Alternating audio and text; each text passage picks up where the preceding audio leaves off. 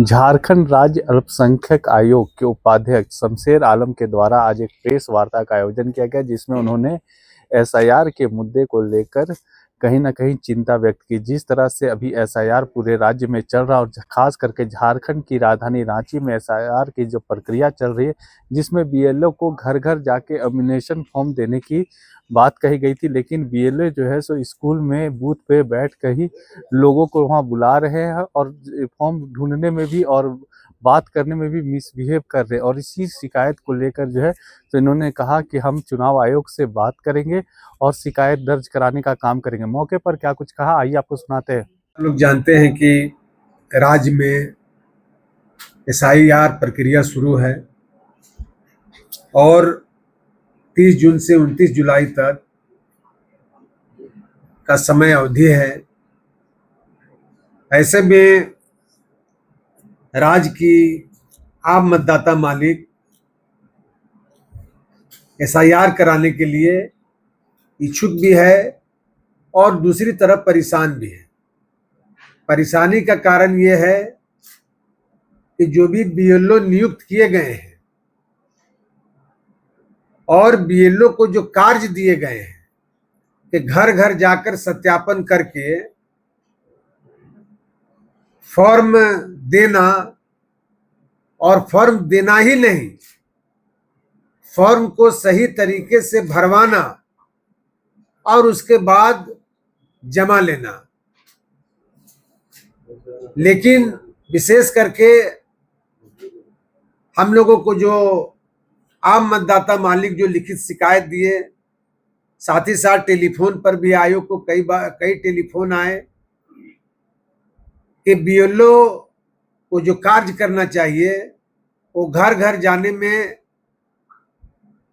असमर्थ हैं, वो घर घर नहीं जा पा रहे हैं। साथ ही साथ बीएलओ, जिस बूथ के बीएलओ हैं वहीं पर आम मतदाता मालिक को बुला करके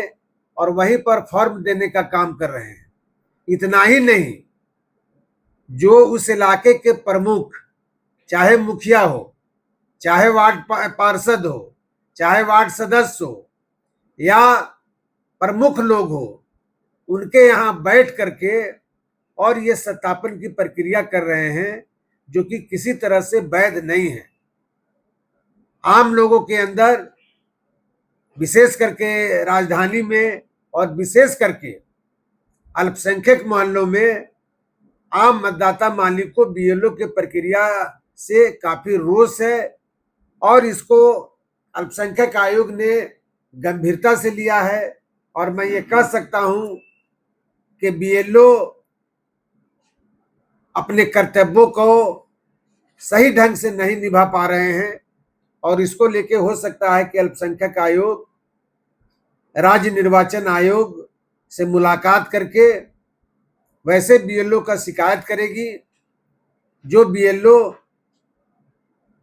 अपने कार्य में कर्तव्यहीनता दिखा रहे हैं। तो आयोग ने और कई बीएलओ से भी मैंने टेलीफोनिक बात किया, तो बीएलओ ने ये जरूर कहा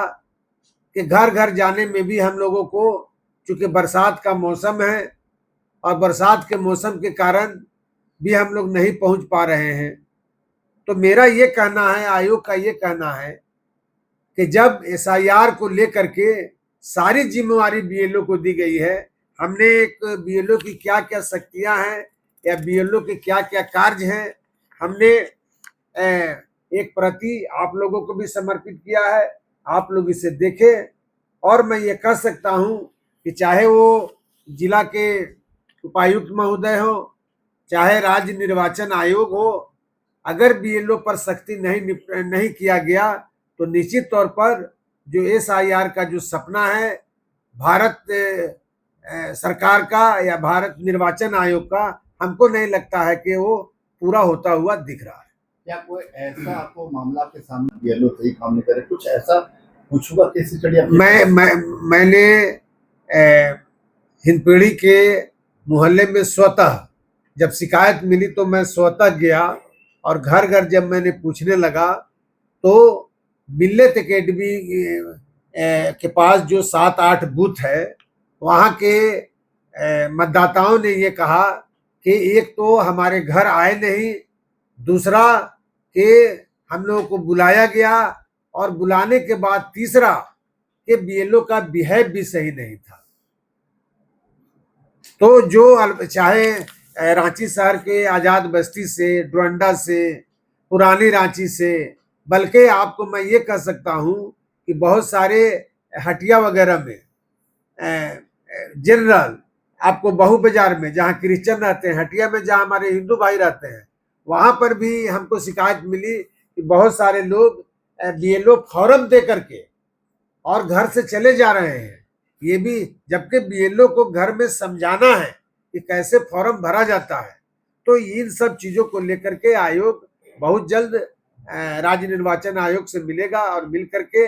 और हम लोग ये भी चाहेंगे जो बीएलओ का रवैया है, जो एसआईआर में, हमको नहीं लगता है कि निश्चित अवधि तक 29 जुलाई तक एसआईआर का कार्य कर लिया जाएगा। और अन्य जिलों की अपेक्षा